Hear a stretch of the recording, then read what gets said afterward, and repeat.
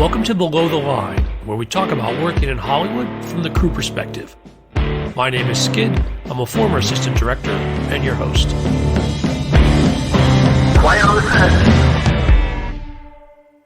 Today, we're talking about A Nightmare on Elm Street 3, Dream Warriors. I personally am a fan of this film. As a high schooler in 1987, I saw it at our local theater, and I am thrilled to be joined by an all-star panel of guests. First, returning to the podcast is Dennis Maguire, who was the first assistant director on the film. Dennis, great to see you again. Good to see you, Skid. Next, we have production designer Mick Strawn. Mick, welcome to Below the Line. Hey, how's it going? And rounding out our panel is director of photography, Roy Wagner. Roy, it's a pleasure. Nice meeting you. Excited to have all of you guys here. Thanks for joining me today. A warning for listeners, today's conversation may contain spoilers. Go ahead and stop. Go watch the film if you haven't seen it. It's a highlight of the series, and I think you'll be amused and entertained, and we're going to go deep behind it. Let's start off with how each of you got involved with the film. I'll go first because I'm over here. Okay, Mick, you kick us off. I actually had done a couple of projects with New Line Cinema as construction coordinator or as a art department or special effects. I was actually working with Peter Chesney. I was running his shop. We were doing the mechanical effects for it. We were building the chair, the wheelchair, and we had done the rigging for the snake, and we'd done a lot of the mechanical effects rigging, but we had stalled at the point of not having a director. I had literally gone down with the billing records to New Line Cinema, for our final billing with Peter Chesney. And literally I was out of a job that day and waiting for the elevator because we were down on Rodeo Drive. And I'm waiting for the elevator, and one of the executive producers, Jerry Olson, and we were waiting for the elevator together. And we got in the elevator, and I said, "Well, Jerry, hey, how's it going?" And he goes, I said, "What the hell are you doing over here?" And he goes, "Well, I'm taking over. I'm going to be a producer on this Nightmare on Elm Street 3 film." He says, "I just got the job the good day," and I go, well, "Really funny thing, I just kind of worked my way out of a job today." I've been working on the special effects, the mechanical effects. And as a matter of fact, you need an art department, don't you? And he goes, "Yeah, actually, I think that we do." And I go, "You know what? What you really need is you need an art director and a production designer that know what's going on with the effects on this film." And he goes, "You're actually right about that." And when we walked out on the 8th floor, I had the job. You basically talked yourself into the job, Mick. Well, it was the perfect elevator pitch. I had everything on my side. I knew Jerry. I knew the film. I knew the effects. I was a shoo-in. My God. Look what you got yourself into. Yeah, and look what I got myself into. My God. Now, Roy, were you already associated with the film at this point, or did you come later? No, I had done a film previous with Rachel. She was the assistant director on it.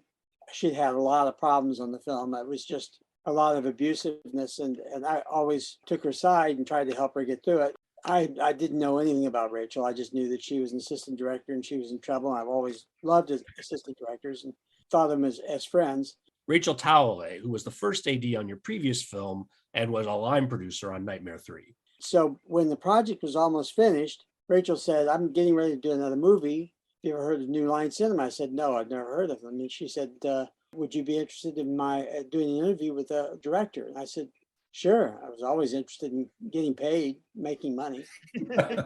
So I went to offices in the Pacific Theaters building, which was on San Vicente or something like that. And I went upstairs and there was Chuck Russell. And I had a great meeting with him. I mean, he said, "You're hired, and we'll talk to your agent." And I had a great meeting with him. I walked out and I said to my wife, I said, "Wow, that was the best meeting I've ever had."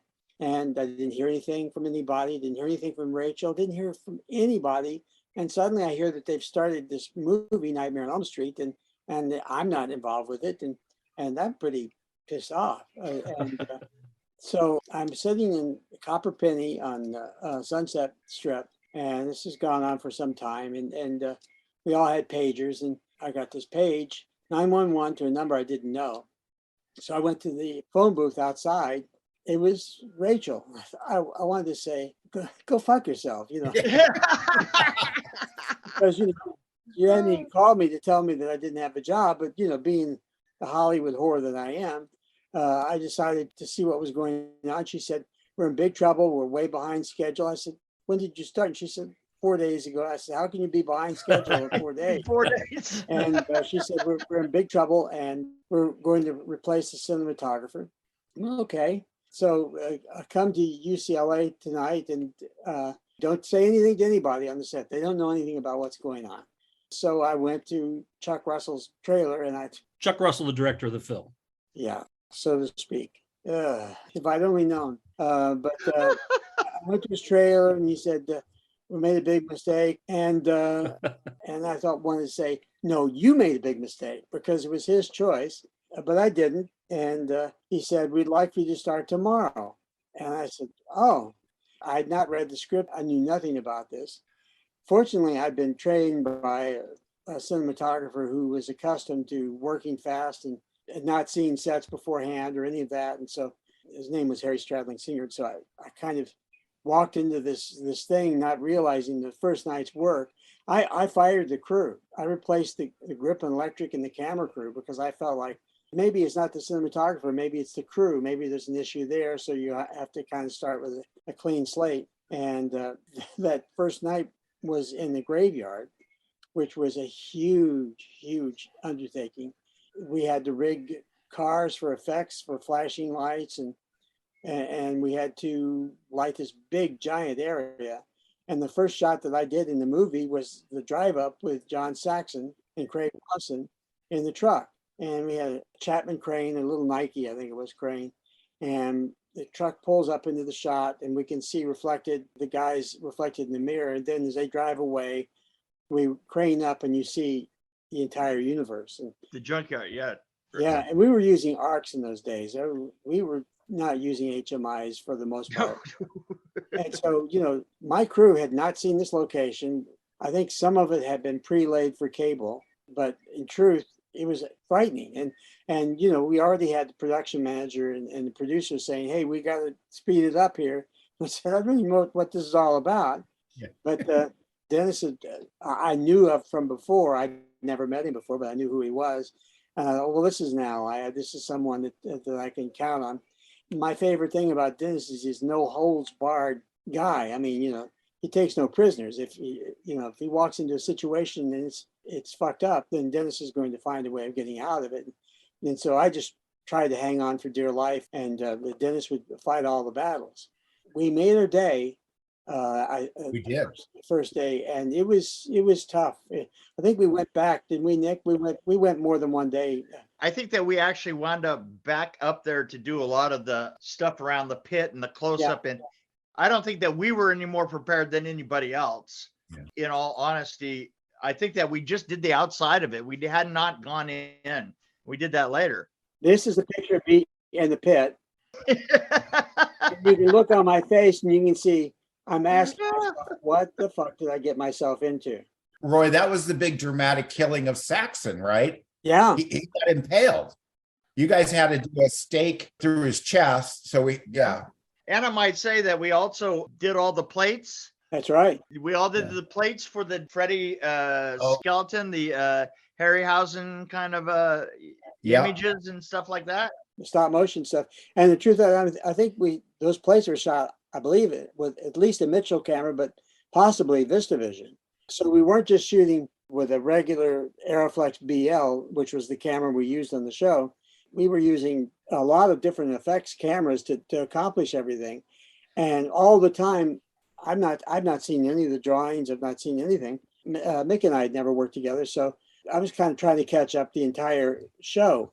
For me, I was lucky in many ways because the director didn't follow any agendas. He didn't follow the schedule. He didn't follow the script. He didn't care about any of that. Or explain what he was doing. Oh. Or actually, the thing about Chuck Russell is that Chuck Russell would show up in front of a set or a location, and he would just immediately turn around and say something like, well, yeah, but we're not doing any of this. And you just like, what the hell are you talking about? Dennis, were you there when Roy showed up? How did you get involved? When I got called in Arkansas about it, my only point of contact was Rebecca Greeley, who was acting on the set as a UPM, because Jerry Olson was also got embedded with, like, I think they even named him vice president of production or something. So he wasn't with us, even though he was getting the UPM credit because he was a DGA member. So that's how they got around that. But so my first night was that Monday night, and I met Roy, I met Mick, I met everybody. The only person I knew was Rebecca, well, and my second AD, and a couple of PAs that we had. I didn't know the first two movies. I heard of them, but I didn't go to those kind of movies personally. So I remember when we were finally ready to do a Freddy sequence, I said to my second over the phone, have somebody go get Freddy.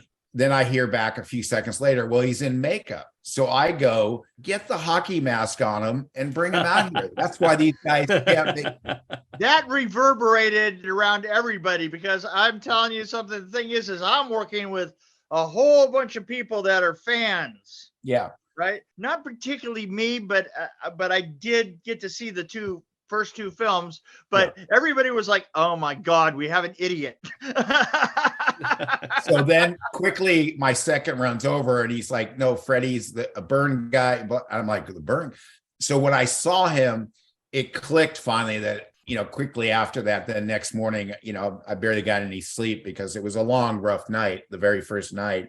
And like I said, I'd been gone for 15, 16 weeks anyways. And so I literally only had Saturday and Sunday to kind of recoup, be around my family, hit the ground running with Roy, who I didn't know. And we had to get through this thing. And so eventually we finished there. And then I think the second week, didn't we move to the VA hospital in Westwood? Yeah. That's where I first saw Freddy. That's right. We did the hallways, some of the hallways hallways and rooms and the kids in the hospital beds.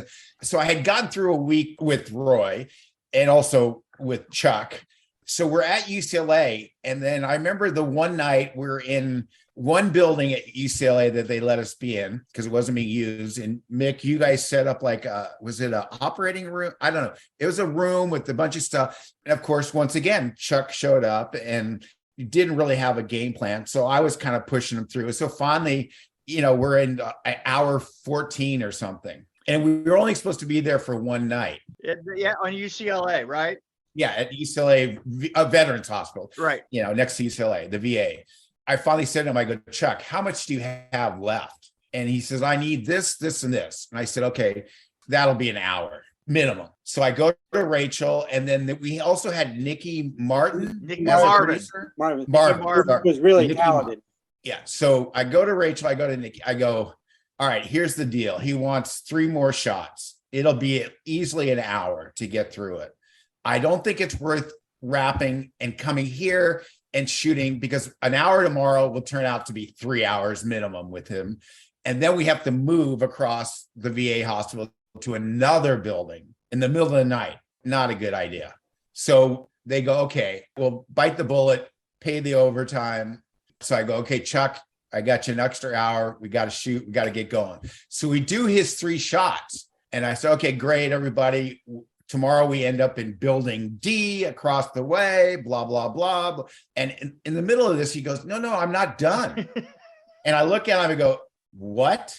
He goes, well, I want to do this. I go, no, Chuck, I got you the extra. And I'm saying this in front of the crew. I go, Chuck, I got you the extra hour on the promise that we were done so we could open up tomorrow in the other building. Now you're wanting more time in here? I go, no, I'm not. No. So he got mad at me. We walked outside, had some words, and I go, Chuck, I asked you, you told me, now you're going back on what you said? I go, no. So then we ended up shooting a couple more days. So it got to the point where I was actually starting to just push him around, because I didn't really care. Go ahead, fire me. I'll go home, sit on the beach in Malibu, happy camper. I made enough money on the other movie. I don't need this grief and aggravation. So one night, Roy, where did we go see dailies? At what was that place? Olympic and Bundy? I don't remember the name of it. No. So we come out after watching dailies and he wants to talk to me afterwards. So I'm like barely 2 weeks into working with this guy and he's getting all huffy and puffy. And so I just put my hand up and I said, okay, Chuck, here's the deal. I'll walk back in. I'll tell Rachel and Nikki, they need a new assistant director tomorrow. I put my hand out. I said, good luck. He just freaks. And I know a lot of this we shouldn't put out there on the internet. I don't care anymore. Oh, I never cared for the first. yeah. Well, you could tell I didn't care, because when Chuck Russell eventually got Eraser, he told me I had the job. And the same thing happened. I didn't hear for anybody. And then all of a sudden I hear they're in prep, and I call and I wanted to talk to the UPM, and the production coordinator says, well, we have an assistant director already. I go, oh, how funny, because Chuck told me I was doing the film. The thing is that he spent a career informing every film he's ever worked on why they shouldn't hire him for the next project. You got it worse than any of us, Mick. I mean, with all the work that you were doing with just sets. And I asked Chuck one time, I said, how do you get away with all this? How do you really? I always wanted to know with him what he told me. He said, once you get them pregnant, they can't do anything to you. Yeah. Yeah, the most telling story about Chuck that exists. Okay. We filmed a forced perspective staircase, right? Yes. Mm-hmm. Okay. When we were filming that, I had asked, what are the shots at the top? Yeah. And we lined that out exactly. And then I said, well, when we're in that room and we have that door hanging there, the door to nowhere, which was meticulously set up. I mean, it was literally hanging in the air, so like a trick, right? And it was all lined up perfectly. And then we were going to be at the top of that, and we had literally cut a hole in the ceiling of the warehouse in order to get the downtown. camera. We had taken out struts out of the warehouse in order to make that set work. And he got up on a crane. Do you remember when he did this? He got up on the fucking crane and he sat up there and he said, I need the rest of the room up here right next to it. I need to shoot from here down. And we're like, no, we went over this meticulously. We know, we have storyboards. We know how this looks. And he goes, well, we might know that, but I need that room up here. And he sat on the crane that day and waited while we hoisted the flats up. I mean, just literally just to put the edge of a wall back there, which probably he literally sat there for an hour, up in the air, right? Sat on that chair and waited for us to do that. Nothing was ever his fault, right? No. Oh, He would blame everybody else. And I'm sure that's what happened to the other cinematographer. so after that night of watching dailies, and then he freaked and realized that I didn't care if I was let go or not. He backed off. He's like, oh, no, I didn't mean that, blah, blah, blah. So after that, it was really full on push him around. We shot a lot of their first week of the movie. We reshot, right? If I remember, we went back to the house, the actual house on off of Sunset. That was the reason he got fired in the first place, was because they wanted to do this trick where she's in bed. Yeah, on the front lawn. Yeah, on the front lawn, right? But he wanted to connect that to her dream state. Yeah. So she gets out of the bed and the camera rises up and you see the nightmare house. So we're supposed to be in her house, in her bedroom. And then suddenly we're not in her bedroom. We're actually out on the street. That wasn't necessarily the problem. The problem was that they had tried to do this shot where the camera rises up from that position and then suddenly races across the street, a literal street, and goes up to the door of the house. I saw all the cribbing they were building for the crane. I said, well, you can't do this. Even the best cribbing in the world, the camera's going to be moving like this, especially if you're moving fast. I said, the only way I can figure out how to do it is to do a speed ramp so that you're normally, when you're in the bed with her, it's normal speed. And as she rises up, it changes speed once you start to move across. I remember all the discussions with that because at one point we had talked about that we were literally going to move the whole bed with the camera and the whole up. Oh, all as one unit. Yeah, because we couldn't figure out how to get the bed out of the way because the bed was such an intricate part of it as we were coming up off of it. So we had all kinds of crazy plans for that. Well, we ended up doing it. There was no Steadicam. I know the Steadicam was invented, but we didn't have one. So it was built with a crane track. And the problem with that was you could see the crane track if you tipped down at all. The only way I could figure out how to do it was to do a speed ramp. And that meant changing the speed of the camera down to, I felt like 2 or 4 frames per second until we got to the door. But you had to dolly very, very, very slowly so you wouldn't get all that stuff. And it would literally, all the kids in the front had to be very still. so that we could get to that door and then go back to normal speed. Well, in those days, I mean, you had to use arcs because there were no square wave HMI ballasts. And as soon as you changed the speed from 24 frames, they would start flickering. So everything had to be lit with arcs. And I was operating as well. I wasn't just the cinematographer, I was operating as well. So it was a total minefield with him because anything you would tell him, he would change. And the thing is this, and Roy, back me up, because we would sit back and we would try and meticulously plan things. We were doing really complicated stuff. And the thing is the wild factor for everything was Chuck would change something and it would screw everybody up. Yeah. If today we were doing that, you'd say, oh, we'll do it in CG and don't have to worry about that. But in those days, it was all mechanical, physical. Everything was there in the camera. If you didn't get it then, you were screwed. The bicycle that had the melting tricycle just by itself. I mean, we just shot that thing forever. Even falling into the chair when she fell back into the chair. One of my favorite shots still to this day is that little shot. I had to talk him into doing that because he wanted to do it as a blue screen effect. I said, no, this just cut slats in the chair. We'll raise the chair up on apple boxes. You won't see the apple boxes. She'll fall into a pad. Yeah. And then we just mask off the bottom of the frame so that then when we wind back and we can shoot a plate of the bottom of that portion, it was incredibly simple. It was all done in camera. I think we did it basically very first take, but then he wanted to do it again. And Right. I said, okay. I said, you have it. All right. So fine. We'll give you enough. And then he was still wanting to keep going. I go, no, you have it. You can print it 10 times, as much as you want. But we're moving on, dude. We're moving on. My worst experience in that film was with Nancy and with what's the young girl's name? The blonde young girl. Patricia. Arquette. Where we spent an entire evening shooting 45 takes because she couldn't remember her lines.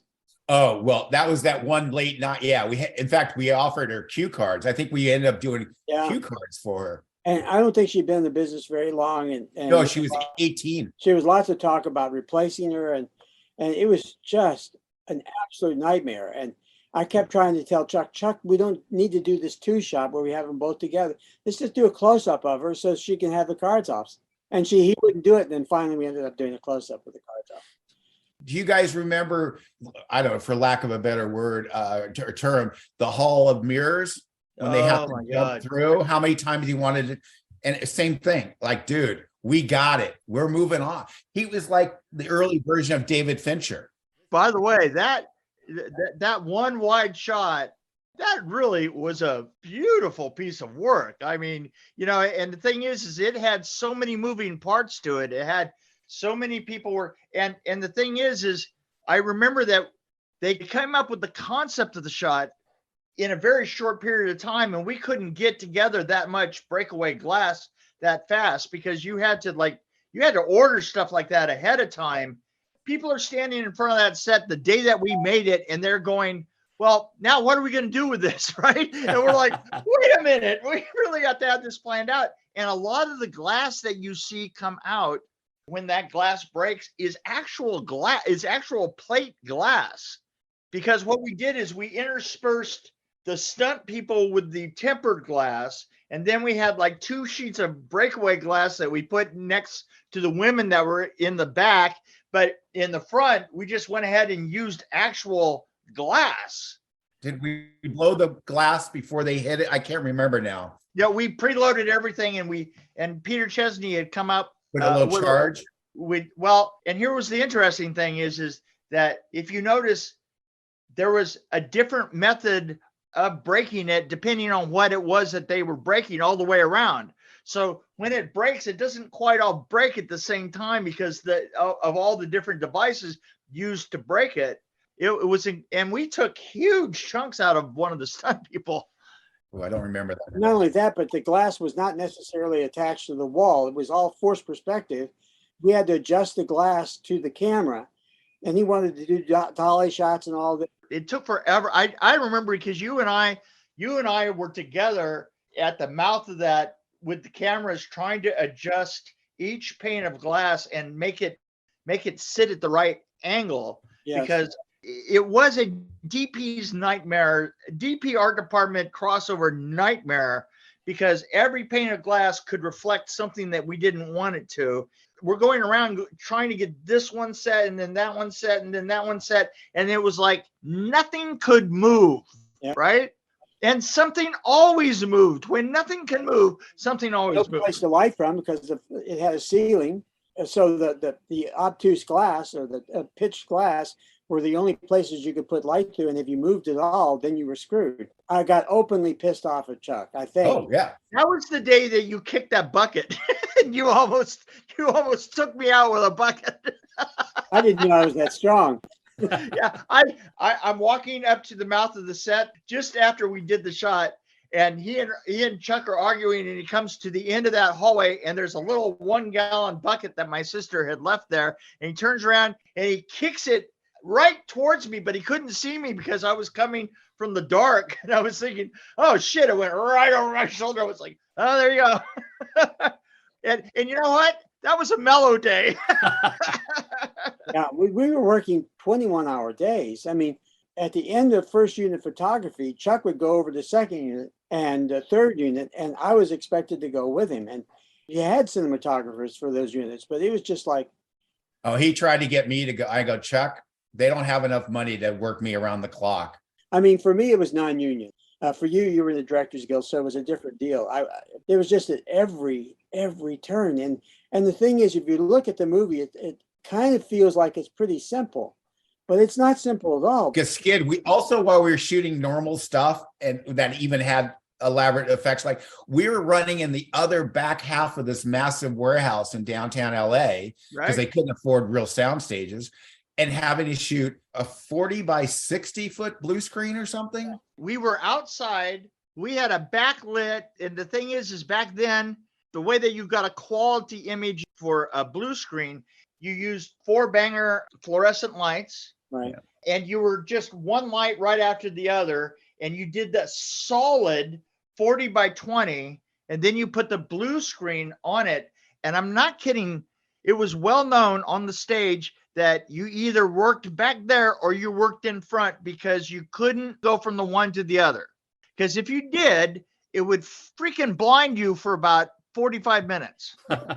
I'm not kidding. It was so blue. You would walk back there and then that was it. That's what was the visual effects guy's name? He would nitpick, like I remember him nitpicking the upper right corner. Boy, Yateman. That guy just annoyed me and he annoyed me for several films. Oh, he and I got into it all the time. And then Roy would get into it with him. And I would turn to Rachel going, do you want us to get this shot? Because that upper right corner, it doesn't matter that it's a half a stop different. Right, Roy? Yeah, and definitely film was much harder than digital because you had to have an even exposure. But we weren't using half of that screen. That was a huge screen. Yeah, that was an enormous screen. I think, Roy, you brought in some stuff from Mary Poppins. I had worked at Disney, and I moved around. So you showed him sodium vapor, and I said, you're never going to get the screen that even. I said, you're going to have to rotoscope it. It's just not going to happen. And because we had dead hanging bodies in front of it. Sometimes, and then other stuff. I'll never forget one time with Chuck, we were talking, he said, this is ridiculous. We can't get extras to hang from these things and actually. My God, they kept look at this passing person. out. This person's doing a great job. And she was dying in the midst of this. If he hadn't pointed up to her, she would have been dead. Thing is this, and this was the weird thing about back then, extras would do anything to be on the film. And here was the problem, is they wouldn't let you know that they were about to die. Yeah. They just hang there in these harnesses. If you've ever been in one of those harnesses. Oh, they're so uncomfortable. So uncomfortable. You only have so much time in one of those harnesses. And so many nuts. Yeah. And the thing is I'm not kidding. If you're a guy, it literally feels like you're hanging by your, you know what I'm saying. But the thing is they wouldn't say anything. They would say, oh, I'm fine. Oh, I'm fine. Oh, and they were out.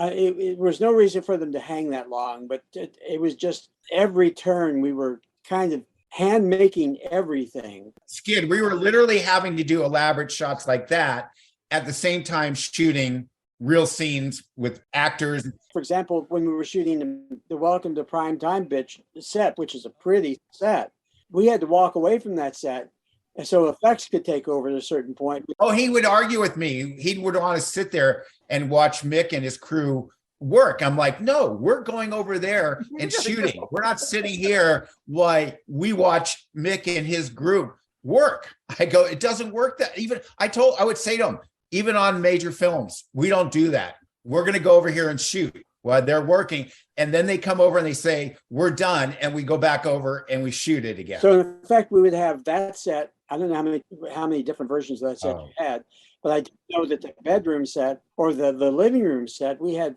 a number of different versions of that set, because you had to build one that was for mechanical effects and one that was just for actual work, because some of those floors or some of those walls, we'd turn them sideways so we could photograph them. And the other thing was, you guys would have to take certain sets over to the blue screen and turn them upside down. Turn them on. Well, how about that kid, Joey? The guy who was playing Joey. Oh my God. The things we put this kid through. Yes. I mean, the Joey character was mute, and his nightmare sequence is him getting strapped to a bed by a seductive nurse. I think that was Joey's first film. Yeah. We stretched him out over a bed that was in a pit. We put lamps underneath his butt so that he literally, his butt was burning and he's squirming. And remember when we said, hey, you don't have to squirm anymore. The camera's not. And he goes, you're burning my ass off. That guy. And then we put him up on his side outside. Yes. We spun him a couple of times. The ultimate thing is then we went and we filmed like 3 weeks later, and we did the chest, and he had to lay in this bed and literally piss in a pan for 16 hours so that they could do the effects of come get him, bitch. But Skid, his reward though for putting up with all that crap was doing the scene with that Playboy bunny topless, who Chuck eventually slept with. Oh, well, that's a shocker. Give me a little context. Does anybody remember how many weeks of filming you actually did on this? 42 days we shot. 42 days. And was it supposed to be 42 days and you guys just grinded it out? Or 40, Mick, I think, right? You picked up a couple of extra. Yeah. Well, we had to reshoot a bunch of stuff, and we had to incorporate that in our schedule to reshoot. I told them, if you're asking us to reshoot this stuff and you gave them 40 days, how do you expect us to shoot in 40 days? And reshoot all that stuff. So I think Rachel argued with Bob Shea and Sarah Risher that we needed like two, and that was a big deal to New Line to go 2 more days. Well, it was interesting with New Line, right? Because the Nightmare franchise is what put them on the map. Yes. And right. The first one, again, low budget, but it sounds like 3 in. I guess I'm a little surprised that they're not investing in this flagship property at this point. Wait a minute, because Skid, let me put this in context. Here's the thing. Nightmare on Elm Street was a huge hit for them, okay?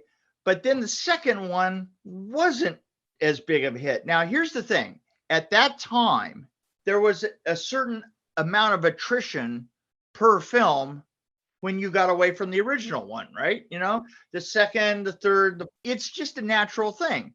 But here's the thing. Bob Shea, and I was in the meetings with him originally about this. He said, we're going to turn this around. 3 main things. First of all, we're going to let Robert Englund off the chain. We're going to use his abilities as an actor, which they hadn't before. I mean, they started to let him have a personality. That was one. The second one was they kind of fixed the Superman problem that they had. Superman problem in this case is, well, eventually you have to go to sleep and you're done, right? But they wrote it that we were going to pull people in. So it kind of gave the whole idea a fresh take. And then the third thing, and that was kind of my thing, is the third thing was I said, we're going to pull it on stage instead of being out on location. We're going to see if we can hype all this up a lot. You know, we're going to go further with the dreams than we ever did before. The thing is that's what he was betting on there, is that all those things would actually, you know, reinvigorate the series, because by the time you're doing the third, that was a pretty dicey thing back then. The third could have died easily. And he hit a home run, because if I remember correctly, you may know the numbers because you're closer to it, but I think Friday night they opened at like $9.5 million gross in the theaters on a $4 million movie. So that first weekend, I forget what the total Friday, Saturday, Sunday was, but they hit a home run. Oh, absolutely. Yeah. The thing with Nightmare 3, they threw a lot of money at Nightmare. I think they'd spend more money on than any previous one, but it all went to effects. All went to the physical. There was nothing left over to pay anybody. It was just, so what, you had to work a 20-hour day. That's the way it was. Literally, that's the way it was. It really was. If we had any great assets in this, it was Frank Darabont and Nicky Marvin and Bruce Wagner. Bruce and Nicky and Frank were really good writers. Nicky went on to be the producer and truly the writer of Shawshank. Shawshank, yeah. They were kind of keeping it all together. And then Sarah Risher was extraordinary. She just had a baby and she kind of put up with everything. And Nicky represented another company. She wasn't with Design. The other money. Yeah, it was a company that had done a lot of pornos and made a lot of money, and they gotten sort of legitimate. Skid, you were about to say, it did start out chaotic because I got that first call even on a Wednesday. Roy said he was called on Thursday. So I was called on the Wednesday and they knew they were in trouble. It doesn't sound like things really settled down. It never settled down. No, it never. It was balls to the wall. Basically shooting on a shoestring budget, or at least from a crew perspective. And then I think it was $4 million roughly. Do you remember, Mick? It's put 3.5. 3.5. There you go. 3.5. Yeah. And a director who maybe first had timer. to take a role to get him through it. Yeah, here's the thing. I mean, basically what had happened to the other cinematographer, he was very talented, but he did not have the experience that I had. And I don't know who the assistant director was, but Jim Banky, who became a producer. But Dennis had a lot of war wounds, as well as I'm sure Mick had, and we were just not. We were going to get what he wanted, but we were not going to put up with the bullshit. No. So we ended up doing it. They literally ended up having to put me, because I fell asleep driving home one night, and they had to put me in, I think, the Chateau Marmont or something like that for the length of the show. But it was grueling, and for me, I was never away from the camera. I was operating or lighting, being the director of photography. And to be honest with you, my job was far less difficult than Mick's was, who was building, I don't know how many sets you ended up building, but you built a ton of sets. Plus overseeing the effects and everything like that. And Dennis, who was, he was the interface for me with production. Normally production would come to me and start screaming and yelling at me, but Dennis just didn't put up with it. Skid, I came out of the prop maker world. So my first job, real paying job, I had done stuff on things that my father had done, but I was a prop maker on All the President's Men in 1975. So I built sets until the early 80s when I asked after I had been on Only When I Laugh, a Neil Simon movie, I asked if I could interview as a PA, set PA. Even on that film, when sometimes the grips would have trouble trying to figure out which walls to pull or something, and I would go the key grip. I was the key set PA. So I go, well, if you pull that there and pull that, fly that piece of furniture, there's block and fall up there. So fly that big credenza thing out, and then everything else can flow. And these guys would turn around and stare at me until the production manager, executive producer said, why don't you guys listen to him? He built the fucking set. And after that, a very famous key grip, Dick, I can't think of his last name, came up to me and stood next to me. He said, so you built sets on this? And I go, all of them, all the apartments, the Joe Allen, all. Yeah. I go, yeah. 16 weeks. We built right through this Screen Actors strike in the early 80s because there was so much construction. And so, yeah, so I knew how difficult Mick's job and all those guys. And the only thing that stopped when we got involved was the chaos. It was controlled chaos. Chuck. It was controlled chaos. And I mean, basically we were all fighting for our lives. I've written a couple of books about different films, and I wrote a book about Nightmare on Elm Street 4, which I considered a really positive experience and kind of an interesting, big, last of the pre-digital films and stuff. And the thing is I've gotten interviews and stuff, but the experience of Nightmare on Elm Street 3 just wasn't a happy experience. It was really hard, and I am super proud of the work I did. Don't get me wrong. But at the same time, it was just a pure shit show, just all the way. And for me, it was horrible because I didn't know anything about the concept. And Jerry, who I know is a friend of yours, But Jerry was on my ass from the first day. Make it darker, make it darker, make it darker. Because apparently on Nightmare 2, you could see too much of Freddy. Yeah. And he wanted it darker looking. Right. Well, I've been known all my life for being, look at what you're seeing right here. I'm Right. a dark cinematographer. And for Jerry to do this, we're shooting film and I'm doing what he's saying. I'm stopping down further and further, not wanting to do it, but it was difficult. I remember at one point I had everybody saying, well, I'm over budget. It was a really strange argument because they came in and Rachel says, you're over budget, you're over budget, you're over budget. And so I fired everybody and showed up by myself the next day and walked out onto the set. Let me just say this. That is kind of the way that you get an instant amount of respect from everybody, because the fucking bunch of people just freaked out. Within 2 hours, my entire crew was back and nobody ever said anything to me again about budget, ever, because they were afraid that the same thing was going to happen again. I had gone so far with the chaos, It was like, okay, look, you know what? If you want to have chaos, that's all right, but you just keep paying everybody, right? And it was a free-for-all. I think the two of us talked quickly on about when we sort of started clicking that the mistake they made was not firing Chuck. Yeah. Oh, yeah. Oh, absolutely. I mean, Nikki could have directed. Nikki was really smart. She could have directed that movie. Well, there you go. She was literally the brains behind the entire operation anyway. The Little Big film tried to be prepped properly with the storyboards and talking about the exact shots and whatnot, like you would do. And he couldn't abide by it. Right. I would show him the storyboards that I was given. This is your shot. What now? Wait. That's what drives you nuts. You know what? Here's the thing. Yeah. Peter Von Scholly was a friend of mine. I had known him from way before this, right? And he was the one that was doing the storyboards. And I was very carefully on the other side of the meetings going, well, this is great. And now we need to ask him about this and this. And the thing is going into it, before you guys got to stage, I thought we kind of got a map here and we're ready to go. And we never did anything vaguely like any of the storyboards from then on. I mean, I still have all the storyboards and they don't match. Oh, no. They don't match a thing, right? I'd have the storyboards in my back pocket, of course. And I'd go, right in your hand. You guys agreed to this how many weeks ago? We're the new meat.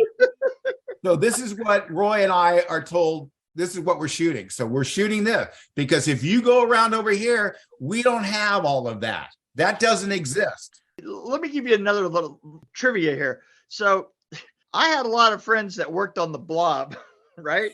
Which was his next film. And the thing is I'm sitting there and I was trying to describe to a couple of the effects guys. They said, well, what is it like? And I go, well, all that preparation that you're going to make and you're going to go to the boards and all that, you're not going to do any of that.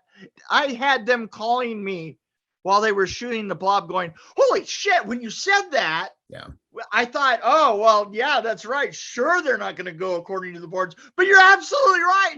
Yeah, he did ask me to do that, The Blob. And then I was on a picture that was delayed. So I had to call him up and said, I can't do your film because I'm like 2 weeks over schedule. So my friend who was the PA for me, then my key second, Josh McLagan, who went on to do Titanic and Avatar and all. So Josh did it. And he said Chuck was a nightmare. And that was his first job as a first. I was supposed to do The Blob too. Another promise from Chuck. Yeah, there you go. And the producer told Chuck, we're not hiring Roy Wagner. We want to hire a guy that could win an Academy Award. For The Blob? Yeah, so I went, oh, okay. Yeah, what was he smoking? Maybe worth noting that Chuck Russell did not come back for Nightmare on Elm Street 4. Mick, you had Rennie Harlan for that. So that's Rennie Harlan, a different experience on that set, it sounds like. Yes. Rennie Harlan kind of stayed out of the way of the crew, which was nice. In my time with some A-list guys, they took the advice of certain key members they hired. So when I would say to Alan Parker, we shouldn't go way outside of Buenos Aires and move everybody. We're going to be at this slaughterhouse in the heart of town that's walled. You're talking about Avita when you worked with Avita, yes. And so he was looking at me funny in prep, but the Academy Award-winning British production designer got this smile on his face. And then he piped up and said, yeah, it would be easier and better if we built a couple flats back there. We have the dirt roads already, blah, blah, blah. We have total control. We can get Madonna from the hotel to this secure location. So certain directors will listen to key players like your production designer, your cameraman, your assistant director saying, this will make your life easy if you can go this way and do it. How about the snake scene? His name is Snake Scene. Roy, I'm glad you brought it up. I want to talk about the scene where Freddy turns into a snake. A dick. A dick. There's A so dick. many different versions. It was a dick.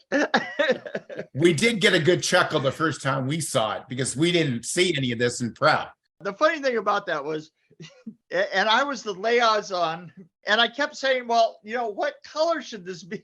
And they say, oh, well, obviously it should be just like his face, just that same model thing on the face. When I went and talked to the effects guys, and we literally had discussions about it. Yeah. And I said, well, they wanted to be like a dick, right? Because obviously it couldn't be anything else if you made it look like him, right? I can't remember the name of Patricia Arquette. but we get it on the stage and we get it set up there and they go, this looks like an enormous dick. And we go, yes, we've been telling you that for weeks. It's a dick. And when Chuck finally saw it, it had to be repainted on set. Decisions about what that was. We had a great puppeteer. The team of puppeteer people, amazing. Great job with it. Yeah. Really, they really did. No, and the stuff we did when she had to get picked up and then we had the stunt girl slam down. You had to build a set higher, Yeah. crane underneath it so we could raise her up. And Skid, let me go through this just to give you an idea of all the parts that were moving in this. First of all, when she stands there and the floor starts to rumble, there's a mechanical device that was a bunch of roller skates with football helmets on them.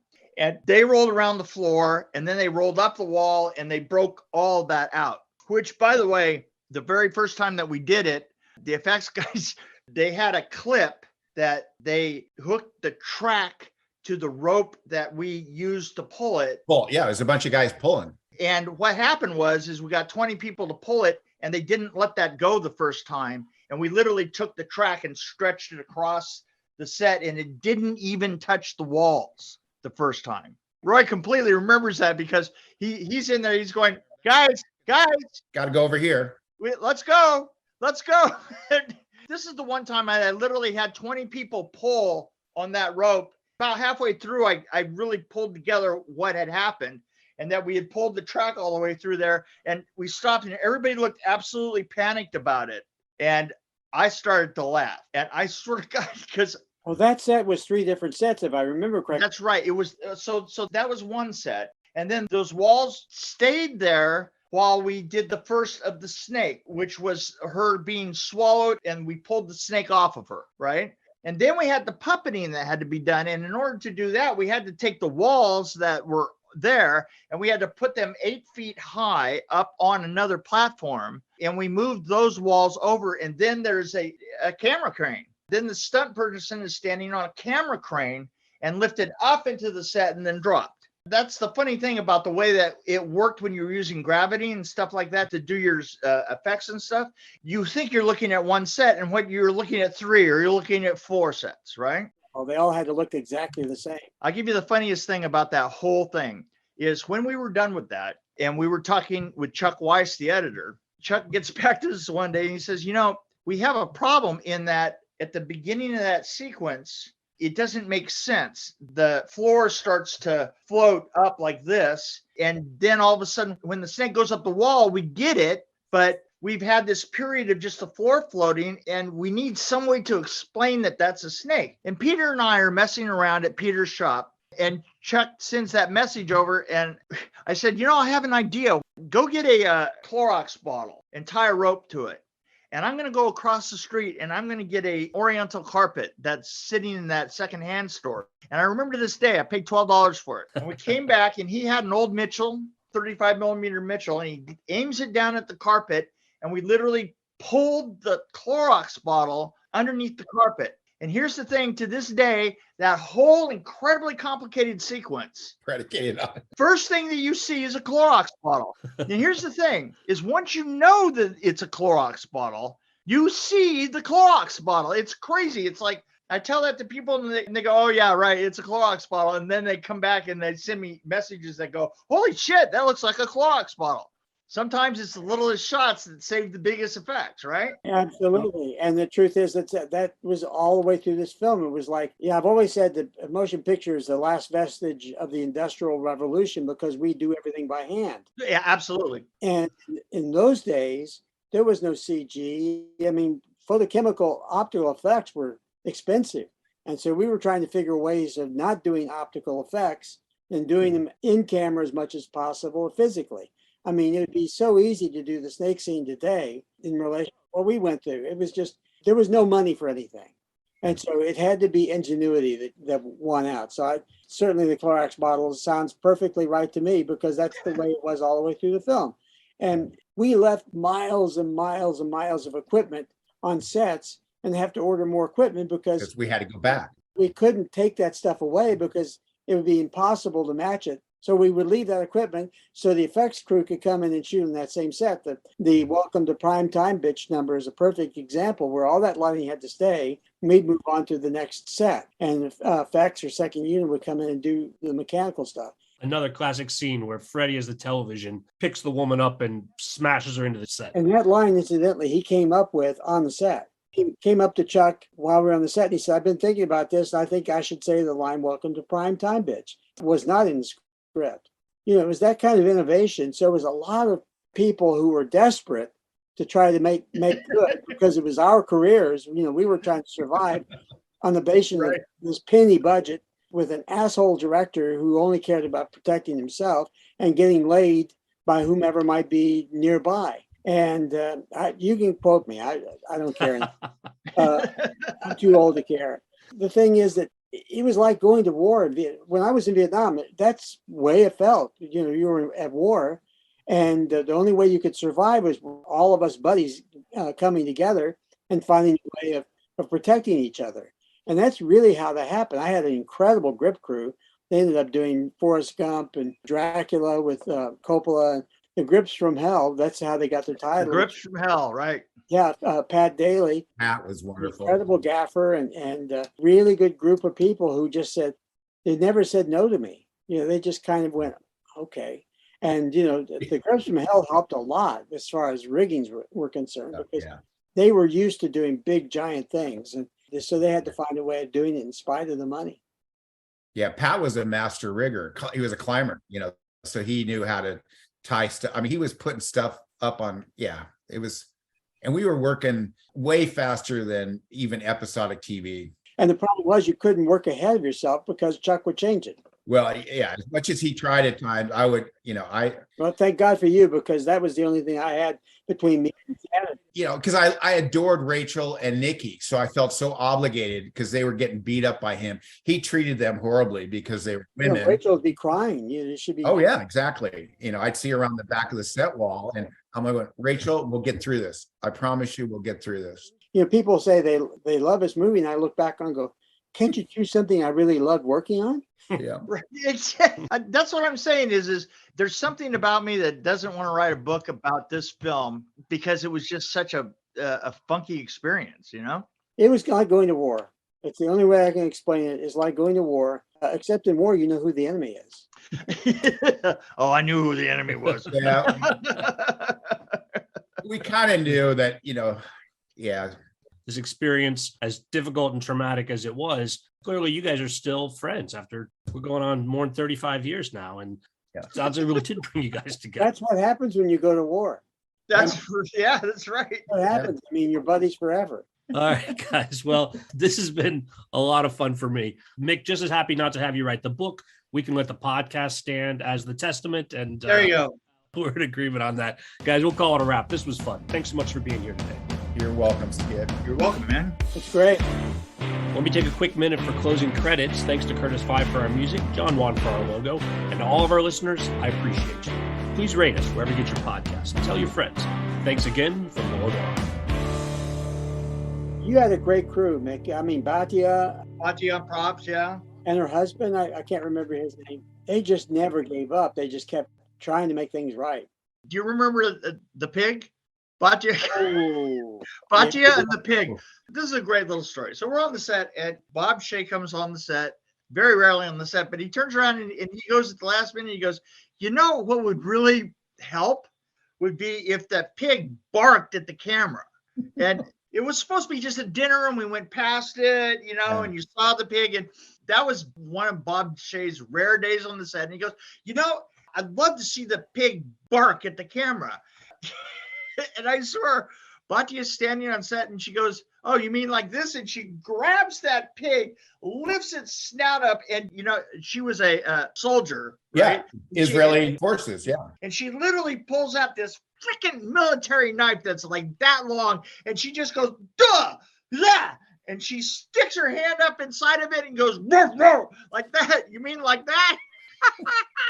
And so we cut a hole in that table. And just the next thing you know, she's making the pig bark. And it was a real pig. And it stunk. Oh, yeah. And I was right there with it because I'm operating the horrible fucking camera. The assistant is nowhere near to be found. Now, he put the extension cord on the focus point. And here I am by myself with my camera. I'm thinking, please, God, because I have to. The right story on this is that we were shooting out of the sequence that we were supposed to because of Chuck, right? So we had this pig that really ripe.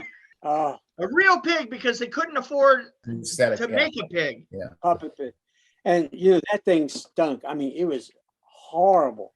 And so when I see that shot, I was using a panel light on the camera so that I could get the light dimmed down and all these things I had to do cues on. So I had to talk to the crew as we were doing it. And Patricia runs through the shots, if I remember correctly. And then we were going around the table and that pig has to jump right at me. It was just the worst. Thanks for reminding me of that. Yeah, anytime.